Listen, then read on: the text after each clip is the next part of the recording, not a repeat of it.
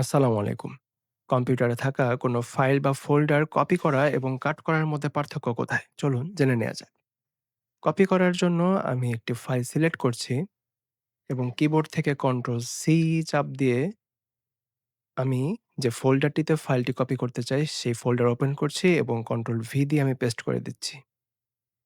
ফলে দেখতে পাচ্ছেন একটি নকল তৈরি হয়েছে এবং পূর্বের ফাইলটি পূর্বের অবস্থায় রয়েছে।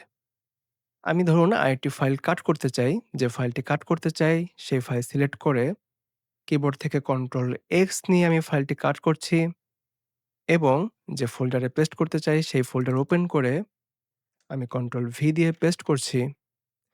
ফলে নতুন স্থানে ফাইলটি চলে এসেছে ঠিকই, কিন্তু পূর্বের স্থানে কিন্তু ফাইলটি নেই। অর্থাৎ ফাইলটি সরে গিয়েছে।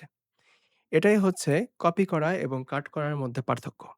এরকম বেসিক থেকে শুরু করে অ্যাডভান্সড পর্যন্ত নানান টিউটোরিয়াল পেতে আমাদের চ্যানেল সাবস্ক্রাইব অথবা ফলো করে ফেলুন এখনই। ধন্যবাদ।